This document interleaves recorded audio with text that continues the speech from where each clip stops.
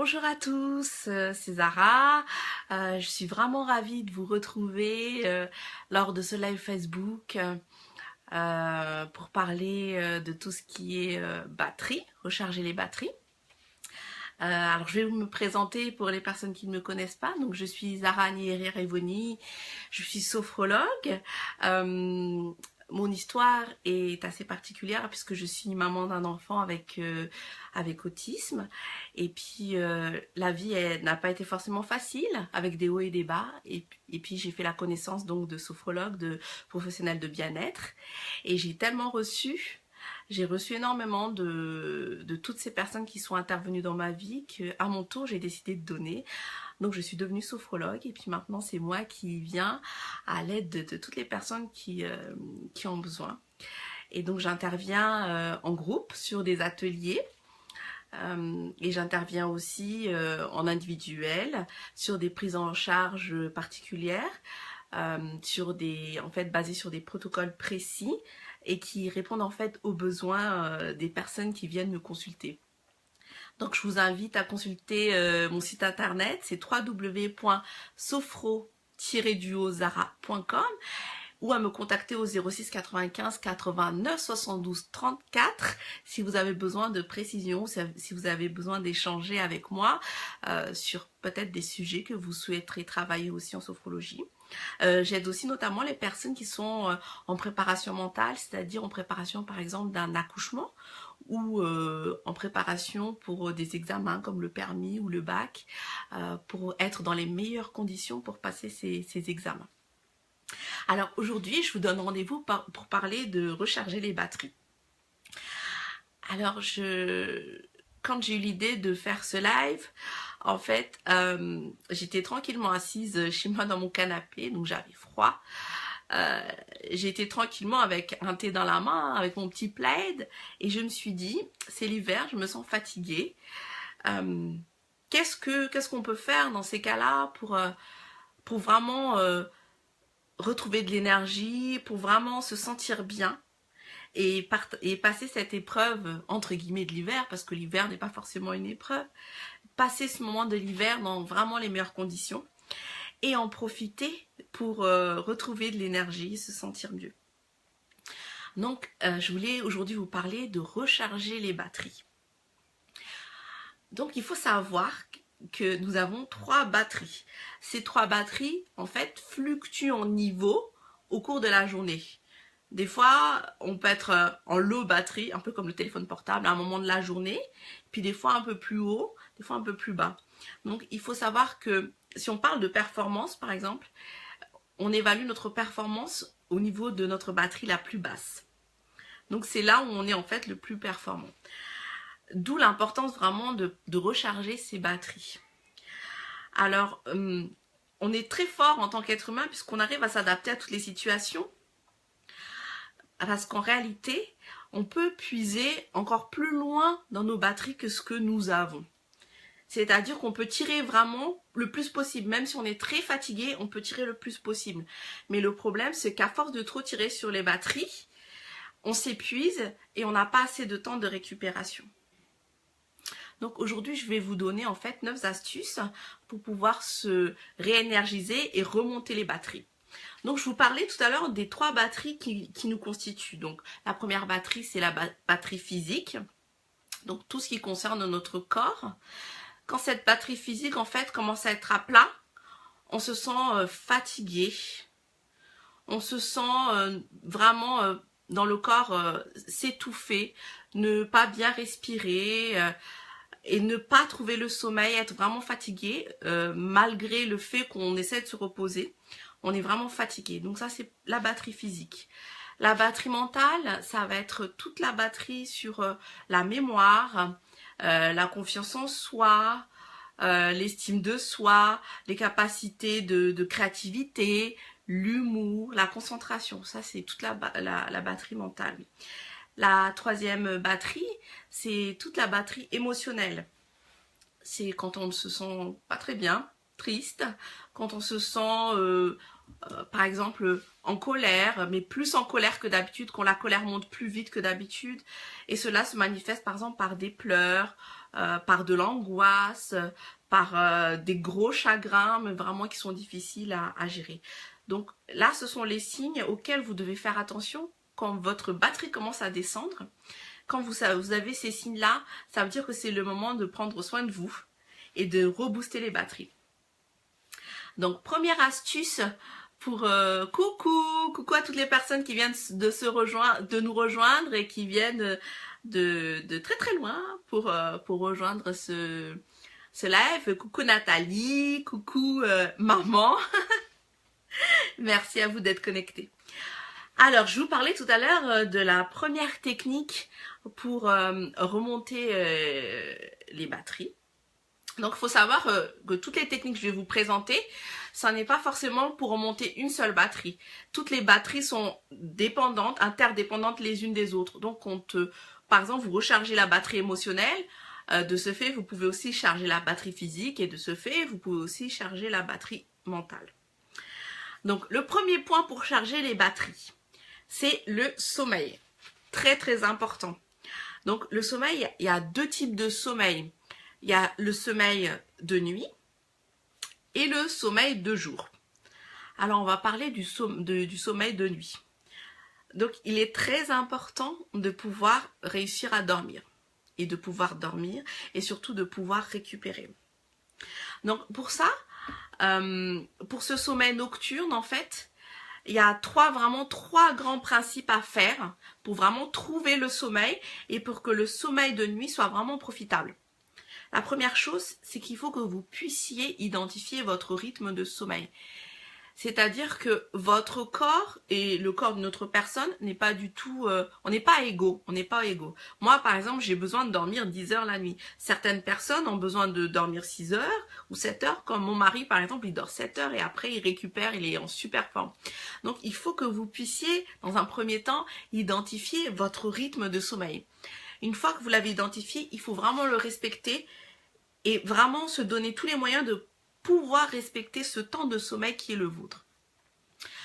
Alors, pour ça, il faut que vous observiez, que vous fassiez attention aux signes qui montrent que le sommeil va arriver. Donc, c'est les bâillements, les yeux qui commencent un peu à piquer. Donc, comme on dit, il ne faut pas rater le train du sommeil. Donc, à ce moment-là, quand les signes arrivent, il faut aller se coucher. Et sur plusieurs jours, il faut que vous notiez à peu près à quelle heure sont ces signes pour que vous puissiez à peu près les respecter. Ce qu'il faut aussi voir, c'est à quelle heure est-ce que vous vous réveillez sans réveil, sans que le réveil soit mis. Donc, ce temps-là, peut-être à tester plutôt le week-end pour pouvoir avoir vraiment la durée exacte du temps de sommeil. Ensuite, le deuxième point sur le sommeil de nuit, c'est vraiment d'observer votre rituel du sommeil. C'est-à-dire, qu'est-ce que je fais avant de m'endormir? Est-ce que je vais boire un petit thé? Ensuite, je vais prendre ma douche. Ensuite, je prépare mes affaires pour le lendemain. Ensuite, je lis un petit livre dans le lit. Je me mets bien sous ma couette. J'installe mes oreillers. Vraiment, identifier quel est votre rituel avant de dormir. Et essayer de voir si ce rituel, est-ce qu'il est amélioré? Est-ce qu'il y a des choses qui sont en trop? Est-ce qu'il y a des choses que vous ne faites pas assez? Est-ce que ce rituel vous est agréable ou pas? Et essayer de le moduler en fait en fonction de ce qui vous va. Donc vraiment se concentrer sur ce rituel et vraiment le découper en étapes et voir s'il est bien, s'il vous convient, si est-ce que votre cerveau se met petit à petit en pause et en condition pour aller dormir. Voilà. Une fois que vous avez donc travaillé sur ce rituel, il y a donc un exercice que je peux vous proposer à faire en fait à n'importe quel moment de la journée pour préparer le sommeil. C'est un exercice en fait de visualisation. C'est-à-dire que vous allez prendre un temps pour vous, être au repos, bien vous installer, vous détendre tout le corps, fermez les yeux et imaginez votre rituel du coucher. Vous imaginez en train de faire votre rituel du coucher. Ensuite, vous imaginez dans toutes les étapes, s'installer dans le lit. Et ensuite, vous visualisez en train de dormir de voir l'effet positif de ce sommeil sur vous. Vous voir ensuite vous réveiller et vous voir récupérer et sentir en fait dans votre corps ces sensations de récupération. Donc cet exercice est à faire avant de se coucher, à un moment donné dans la journée, et le faire plusieurs fois, une fois par jour, 2 fois par jour, mais le faire plusieurs fois, jusqu'à ce que vous sentiez que votre cerveau ait pris conscience. Coucou Tantine Irine, bienvenue sur la vidéo. Alors je revenais donc à la visualisation du sommeil. Le but en fait c'est de faire croire en fait à votre cerveau que vous avez réussi à récupérer, que vous êtes en capacité de récupérer, parce que le cerveau ne fait pas la différence entre ce qui est vraiment vécu et ce qu'il croit vivre. Voilà, donc prenons juste un exemple tout simple par rapport au cerveau. Par exemple, quand vous allez au cinéma et que vous voyez un film, vous savez très bien que ce film c'est juste un écran, c'est une histoire, mais vous êtes en capacité de ressentir une émotion. Ça veut dire que votre cerveau, lui, il croit que vous êtes vraiment en train de vivre la scène, en train de ressentir que cette scène est une vraie réalité. Donc c'est pareil pour cette petite astuce du rituel du coucher, c'est de faire croire à votre cerveau que vous avez récupéré, que vous êtes en capacité, grâce au sommeil, de pouvoir récupérer. Donc ça, ce sont les petites astuces pour le sommeil de nuit. Donc si je résume, identifiez votre rythme, faire un point sur votre rituel du sommeil et ensuite visualiser ce rituel du sommeil et votre sommeil, et pour voir à quel point est-ce que vous êtes capable de récupérer et de vous reposer grâce au sommeil. Ensuite, il y a le deuxième sommeil. Le deuxième sommeil, c'est le sommeil diurne, donc le sommeil de jour. Ce sont en fait les siestes. Donc les siestes, en fait, c'est des micro-siestes, doivent durer au grand max 20 minutes. Si les siestes durent au-delà de 20 minutes, votre cerveau va croire que c'est une nuit, donc vous allez vous mettre à dormir et à passer toutes les phases de sommeil, et vous n'allez pas forcément vous sentir bien. Mais la micro-sieste permet en fait de vraiment récupérer dans la journée. Donc c'est à peu près 20 minutes. Alors pour cette micro-sieste, la première étape, c'est vraiment d'identifier à quel moment de la journée vous avez besoin de cette sieste. Et là aussi, aucun d'entre nous n'est égal. Par exemple, moi, en général, j'ai besoin de ma sieste à 13h30, 14h. En fait, c'est le fameux coup de barre en général qu'on a au milieu d'après-midi, en début d'après-midi. C'est le signe que c'est le moment pour vous de faire une micro-sieste, de faire une pause. Voilà. Donc, première étape, vous identifiez à quel moment de la journée vous avez besoin de faire cette pause, cette micro-sieste, de fermer les yeux et de dormir 20 minutes. Ensuite, comment faire pour faire cette micro-sieste et ne pas s'endormir pendant 3 heures et ne pas entamer une nuit? Alors, une petite astuce, vous vous installez sur une chaise, vous prenez des clés dans une de vos mains, main gauche ou main droite. Si au sol, il y a du carrelage, en fait, vous essayez de dormir avec la clé dans votre main. Et quand votre sommeil va passer une phase en fait qui va vous conduire dans un sommeil plus profond, votre main va se relâcher et les clés vont tomber par terre et vous allez vous réveiller. Donc ça c'est l'astuce pour pouvoir apprendre à faire une sieste. L'autre technique aussi, si vous avez une moquette, c'est de mettre une assiette en dessous pour être bien sûr que les clés tombent dans l'assiette. Donc ça c'est la petite technique pour apprendre à faire une sieste, à répéter plusieurs fois, et au bout d'un moment vous allez voir que votre corps est capable de faire une sieste tout seul et qu'au bout de 20 minutes vous allez vous réveiller automatiquement et en grande récupération. Voilà. Donc ça c'était la première façon de rebooster et de remonter l'énergie. Donc c'est vraiment le sommeil, de travailler sur ce sommeil. Ensuite, la deuxième technique, c'est le repas, la nutrition. C'est très important de bien se nourrir. C'est très important aussi de travailler sur toutes les carences qu'on peut avoir. Alors, je m'explique. Là aussi, on n'est pas égal. Mais chaque être humain, à sa manière, peut ou pas garder en lui tous les effets les nutriments qu'il ingère. C'est-à-dire que c'est pas parce que je mange une orange, je ne sais pas de combien de grammes, mais une orange, que ça veut dire que je vais récupérer de la vitamine C de la même manière que mon collègue ou que mon voisin. Donc, il est très important de se dire que déjà, il faut qu'on fasse attention à ce qu'on mange, la manière qu'on a de manger, la qualité de ce qu'on mange, mais en plus de ça, il faut identifier quelles sont nos carences. Donc pour cela, en général pour l'hiver, c'est vitamine D, magnésium, vitamine B et notamment la vitamine B6. Mais pour être vraiment sûr, en fait, il faudrait soit faire des analyses ou nous, ce qu'on fait chez nous dans ma petite famille, c'est des analyses de cheveux. Qui permettent en fait de voir où est-ce que nous en sommes par rapport aux nutriments, aux carences, aux vitamines. Et puis on complète et on supplémente s'il y a besoin. Donc vraiment l'importance de bien se nourrir et d'avoir les bons nutriments.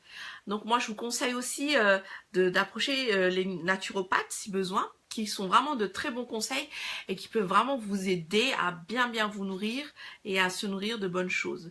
Et aussi un point que je voulais aborder avec vous sur la nutrition. En fait, souvent, quand on est fatigué, on a tendance à prendre du sucre. Et là, en fait, c'est un faux ami parce que le sucre rapide, il nous donne l'impression de remonter notre énergie, mais en fait, il nous redescend la batterie vraiment juste après. On est de nouveau fatigué. Donc, attention, le sucre est un faux ami. À la limite, il vaut mieux ne pas prendre de sucre ajouté et de prendre le sucre naturel des fruits qui sont déjà très bien. Voilà. Donc ça, la deuxième astuce, c'était ça, la nutrition. Troisième rebooster de batterie, c'est l'activité physique. Alors pour tous ceux qui me connaissent, vous savez très bien que je ne suis pas du tout sportive. Donc on parle pas du tout de sport, on parle vraiment de bouger. Le fait de bouger, d'avoir une activité physique remonte vraiment les batteries. Donc c'est vraiment simple, hein. C'est des petits sports, on marche 20 minutes par-ci par-là, on descend plutôt 2 arrêts ou un arrêt plutôt sur le bus, on essaie de prendre les escaliers. Alors moi ce que je fais c'est que je descends les escaliers, ça fait du sport et vraiment ça fait du bien. Là aussi il ne faut pas se fixer des objectifs trop compliqués en termes de sport, essayer vraiment de faire ce qui nous plaît, ce qui nous fait du bien. Une petite marche aérée dans la nature fait vraiment du bien et permet de rebooster la batterie physique. Voilà. Alors le quatrième point pour monter les batteries, c'est la présence de l'autre, c'est la chaleur humaine. Des fois quand on n'est pas très bien et qu'on est fatigué, qu'on est les batteries à plat, le fait d'être en contact avec les autres, ça remonte vraiment nos batteries. Donc là aussi, c'est à chacun, selon comme chacun le souhaite. Mais l'idée, c'est vraiment de créer de la chaleur humaine pour se rebooster. Donc ça peut être faire des câlins, des bisous aux personnes qu'on aime. Ça peut être recontacter des personnes qu'on n'a pas vues depuis longtemps, des amis. Ça peut être discuter juste avec les personnes qui nous sont chères ou nous les câliner ou seulement être en leur présence. C'est vraiment ça, créer de la chaleur humaine permet vraiment de se rebooster. Donc là c'est vraiment être avec les gens qu'on aime, être avec les gens avec qui on est bien et ne serait-ce que juste leur présence va créer cette chaleur humaine. Alors, le cinquième booster d'énergie, c'est le fait de nourrir notre mental. Alors notre mental, en fait, c'est tout ce qui se passe dans notre cerveau, tout ce qui se passe dans notre esprit. Et là, c'est vraiment nourrir la batterie mentale est vraiment très essentiel. Donc là, j'aurais juste quelques points vraiment pour illustrer cette partie mentale. C'est vraiment d'être fier de soi. D'avoir en fait un sentiment de fierté de soi, fierté de ce qu'on a accompli, par exemple durant une semaine, durant un mois, de se poser, de faire un bilan. Le deuxième point aussi pour nourrir cette batterie mentale, c'est de se valoriser, se renforcer de tout ce qu'on a fait. Vraiment rester sur du positif et vraiment oublier le négatif. Voilà, c'est passé, il y a eu du négatif, c'est passé, mais vraiment se concentrer sur le positif. Donc je vais vous donner deux exercices en fait que je pratique. Le premier exercice, c'est les 10 bonnes choses qui me sont arrivées dans la journée. En fait, il y a un an, pour les fêtes de Noël, je vais vous montrer, une personne qui m'est très chère, en fait, m'a offert un cadeau. C'est un carnet, donc c'est ce carnet. Et elle l'a intitulé les 10 clés du bonheur. Cette personne qui m'est très très chère en fait m'a demandé pour chaque jour que je vis, de mettre les 10 belles choses, les choses les plus belles de chacune de mes journées et de se concentrer sur ces 10 belles choses. Et ça marche vraiment bien parce que même si ce sont des petites choses, on fait vraiment attention à ce qu'on a fait aujourd'hui et à se dire ok, j'ai passé cette journée. J'ai fait 10 choses vraiment géniales aujourd'hui et ça me permet de me rebooster et je les note. Et le fait de les écrire sur du papier fait vraiment du bien. Il y a aussi la deuxième astuce, c'est d'arriver en fait à la fin de la semaine. C'est aussi une technique que je fais. À la fin de la semaine, je fais en fait un tableau. Et dans ce tableau, je mets les actions que j'ai faites, les bonnes actions que j'ai faites, les conséquences que j'en ai tirées, les sensations positives que j'ai tirées sur chaque action que j'ai faite. Donc du coup, une fois que je regarde ce tableau et que je vois toutes les sensations, les émotions positives et toutes les bonnes choses qui me sont arrivées et que j'ai accomplies pendant la semaine, je me sens très bien et je me dis voilà, j'ai accompli quelque chose de bien et je me concentre sur le positif. Donc voilà, 2 astuces, les 10 clés du bonheur par jour et le tableau de fin de semaine avec les sensations procurées sur tout le positif qu'on a passé dans la semaine. Donc voilà pour la nourriture, la nourriture, le reboostage du mental. Alors, la 6e technique de reboostage, c'est l'humour. Alors, on dit que sourire, en fait, ça fait appel à 7 muscles, alors que faire la gueule, faire la tronche, ça fait appel à 77 muscles. Donc, c'est plus facile de sourire que de faire la tronche. Donc, l'humour, le fait de sourire, fait déjà du bien, rebooste. Le fait de rigoler fait déjà du bien. Donc, je vous invite vraiment à trouver vraiment des moments où vous pouvez prendre du temps pour sourire, prendre du temps pour rigoler, penser à quelque chose qui vous fait rire ou regarder un film, par exemple, drôle, un film qui vous détend, qui vous fait rigoler. Vraiment, essayez de sourire, d'avoir de l'humour, de faire des blagues, de rire aux blagues des autres. Vraiment, tout ça, c'est très important pour pouvoir rebooster les batteries et ça marche vraiment bien. Donc ça, c'est l'humour. Donc la 7e batterie, et cette fois-ci qui recharge vraiment beaucoup la partie émotionnelle, c'est la gestion émotionnelle. C'est vraiment un sujet qui me tient à cœur, la gestion émotionnelle. C'est un sujet sur lequel je mets vraiment mon expertise. Je vais vous en parler. Je vais essayer de synthétiser un peu les travaux ou les ateliers sur lesquels je travaille. Mais dans un premier temps, je voulais vraiment vous parler de l'émotion. L'émotion, en fait, on dit souvent qu'il y a émotion négative et émotion positive. En réalité, une émotion, c'est quelque chose qui est hyper important parce que c'est un sentiment, une sensation qu'on a qui nous permet en fait de réagir face à un événement extérieur. C'est une sorte de GPS en fait intégré qu'on a. Donc le but, c'est pas du tout de se dire je ne ressens aucune émotion, je ne ressens rien. Non, c'est pas du tout ça. Le but, c'est de se dire, je ressens l'émotion. Comment est-ce que ensuite je l'apprivoise et je l'apaise pour que ça ne crée pas des effets ricochets. Les effets ricochets, c'est par exemple, je suis en colère, fortement en colère, et ensuite, je sais pas, je vais jeter des assiettes ou j'explose une vitre. En fait, c'est pas l'émotion de la colère qui est problématique, c'est la conséquence qu'il y a ensuite après. C'est le comportement qui suit l'émotion qui est problématique. Donc c'est un vaste sujet que je développerai plus tard, mais je vous invite à me rejoindre lors d'un atelier le 6 janvier sur Paris où je parle de comment se libérer des émotions, comment est-ce que vous allez faire en fait pour identifier ces émotions et vous en libérer des émotions qu'on considère étant comme négatives, c'est-à-dire dont la conséquence est négative et me porte du tort. Donc il y a toutes ces techniques, mais vraiment l'important c'est d'apprivoiser cette émotion et de l'apaiser. Mais il faut se donner le droit de vivre toutes les émotions qui nous traversent. Ce sont des guides, ce sont des GPS qui nous permettent de vraiment nous adapter face à un événement extérieur. Donc c'est très important de vivre les émotions qui nous traversent. Alors, petite technique, par exemple, pour apaiser une situation émotionnelle, c'est un exercice respiratoire, puisque je travaille beaucoup sur la respiration. Donc, l'exercice respiratoire, ça aura comme but de vraiment vous apaiser. Voilà le but. Donc, pour ça, on travaille sur la respiration abdominale. La respiration abdominale, donc la respiration du ventre, c'est la respiration naturelle des bébés. Et en fait, à notre époque, on commence à la perdre parce qu'avec tout le stress, on commence à respirer d'un peu plus haut, par exemple du thorax ou même des fois du cou et après on suffoque. Donc ce qu'on fait, c'est qu'on respire au niveau du ventre.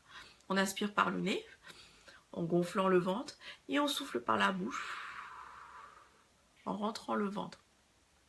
Donc pour s'apaiser, on va aspirer par le nez sur 4 temps, on gonfle le ventre et on souffle sur 8 temps.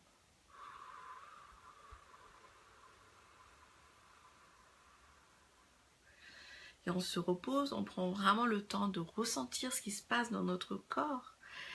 Et ensuite, on se remet à respirer. On inspire sur 4 temps. Et on souffle sur 8 temps.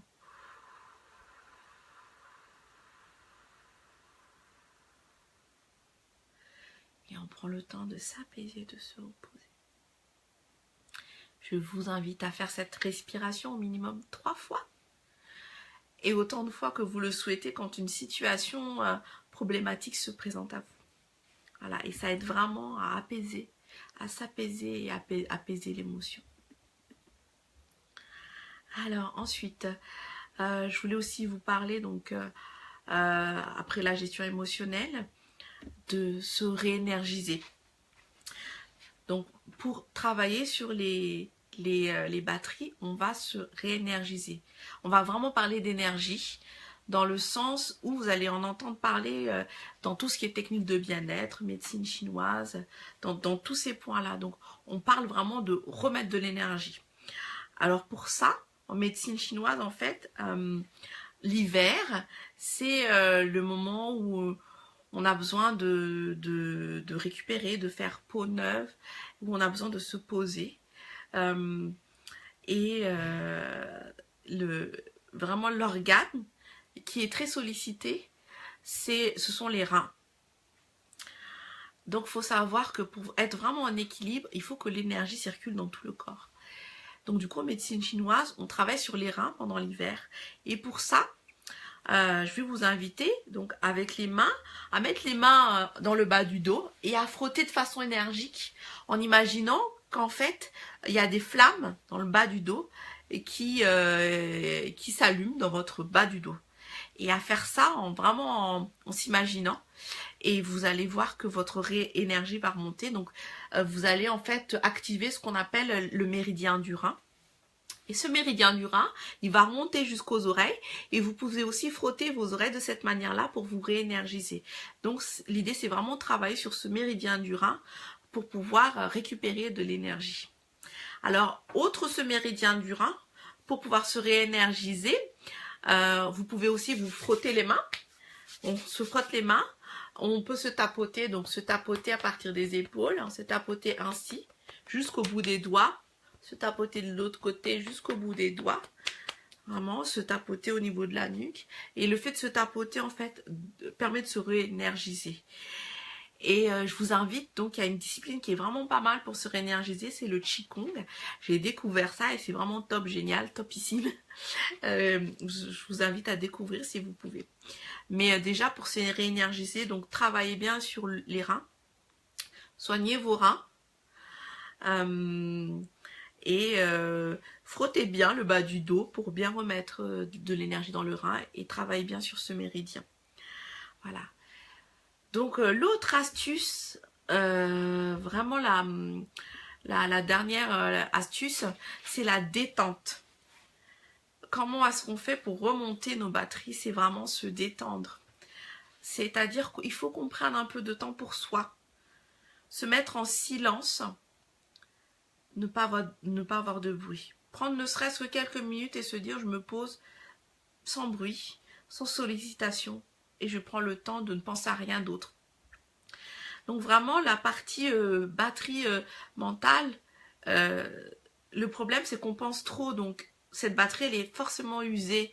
Et donc, il faut vraiment, le but, c'est de descendre cette excitation, tout ce brouhaha auquel on pense tout le temps.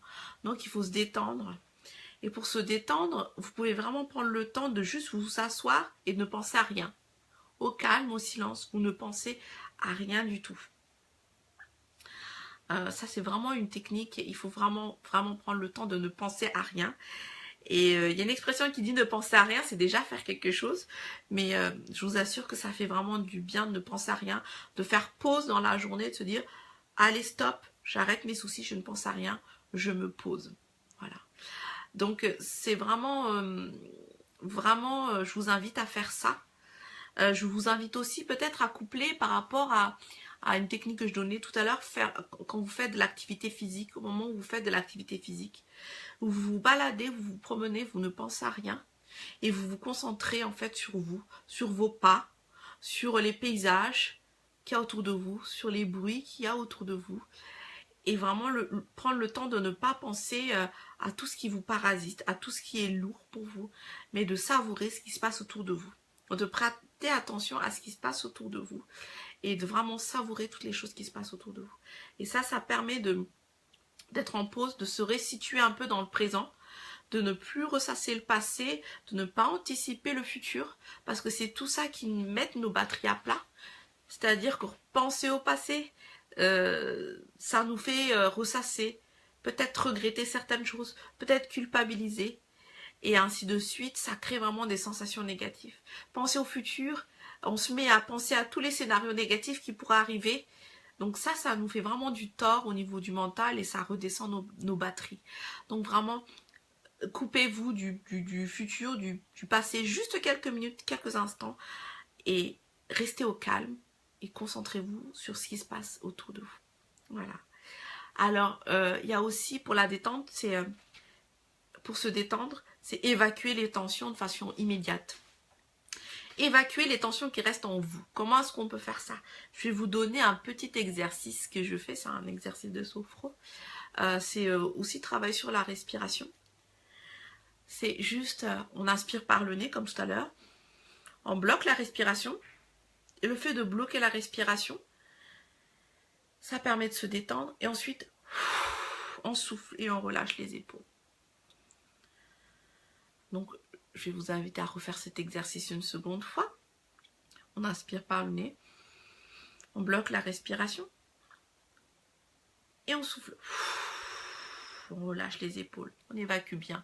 Et quand on souffle fort, dans l'idée de vraiment évacuer les tensions. La variante de cet exercice, c'est le fait de contracter tous les muscles du corps. En fait, le fait de contracter tous les muscles du corps et de relâcher provoque une forte détente. Donc, c'est inspirer par le nez, bloquer la respiration, contracter tous les muscles du corps, de la tête, les yeux, les épaules, le ventre, jusqu'au bout des orteils, bloquer, bloquer, bloquer et souffler. Et ça permet d'évacuer vraiment, vraiment les tensions. On va le refaire une autre fois. Inspirez par le nez. Bloquez la respiration. Contractez tous les muscles du corps. Et soufflez fortement. Et on relâche. Et je vous inviterai à faire cet exercice 3 fois au minimum.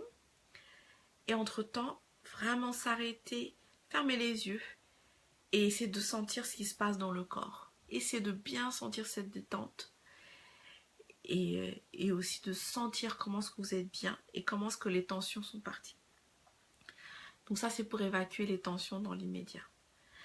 Ensuite, il y a un exercice qui s'appelle en fait en mindfulness le body scan, mais qu'on utilise aussi en sophrologie. C'est un exercice pour détendre tout le corps.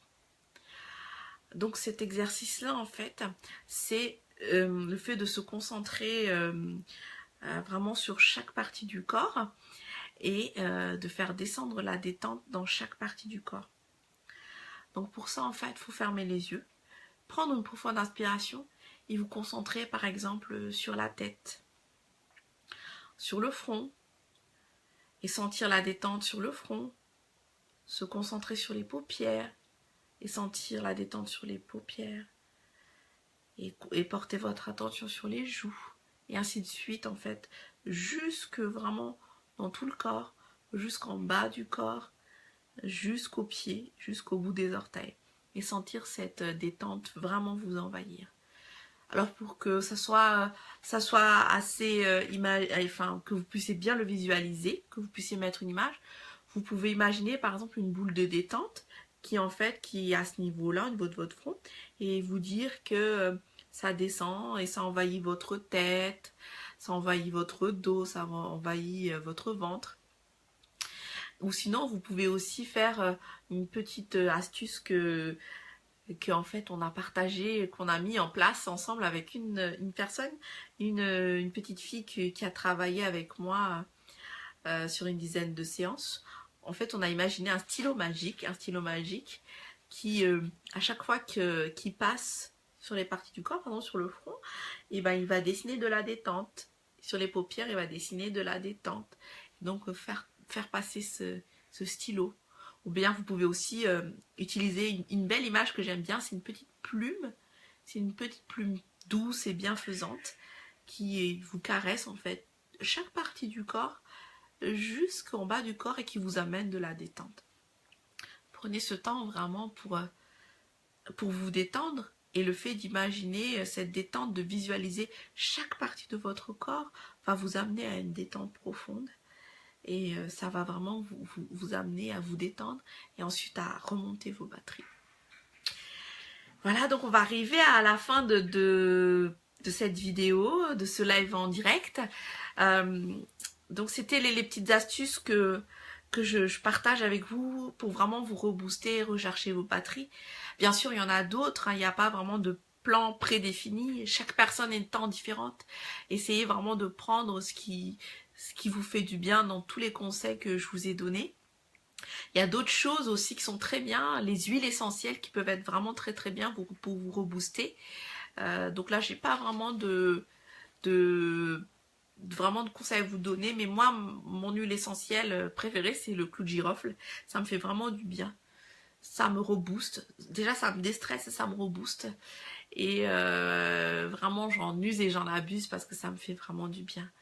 Donc oui, les huiles essentielles aussi, c'est vraiment pas mal. Et donc oui, je vous disais que vraiment prenez du temps pour vous. N'attendez pas d'être vraiment à plat pour pouvoir remonter vos batteries.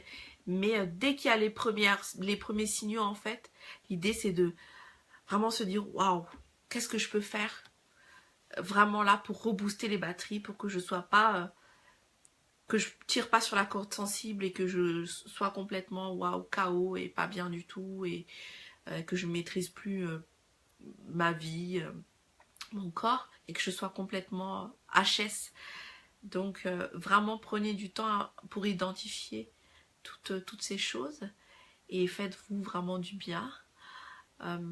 Faites-vous vraiment du bien parce que c'est important et surtout faites ce qui vous fait plaisir, même si c'est pendant 1 minute, même si pendant 2 minutes. Moi par exemple en ce moment ce que j'aime bien, qui me fait plaisir, c'est de regarder des films de Noël avec mon petit garçon. On va sur les replays de M6 et de TF1 et puis on regarde ça et ça nous fait vraiment du bien. J'applique les conseils que je vous ai donnés tout à l'heure, donc la chaleur humaine et puis le rire aussi, l'humour. Et j'applique ces 9 petites astuces que je vous ai livrées pour vraiment être bien et se rebooster.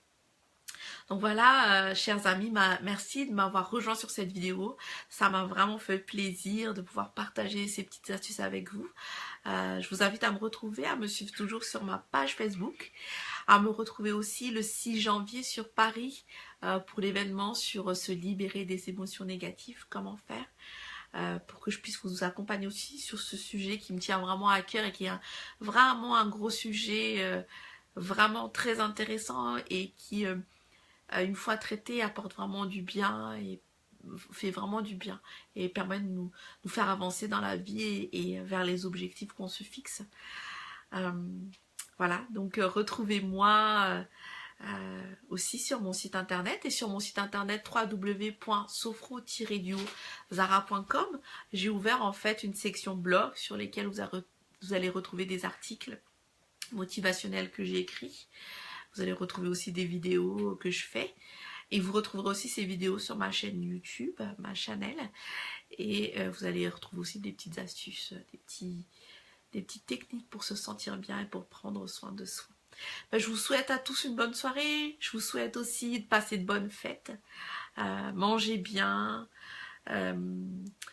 Soyez heureux auprès de votre famille. Profitez bien des personnes avec qui vous êtes bien. Et prenez soin de vous. Reposez-vous. Prenez du temps pour vous. Et vivez chaque instant pleinement. Et je vous dis à bientôt. Au revoir.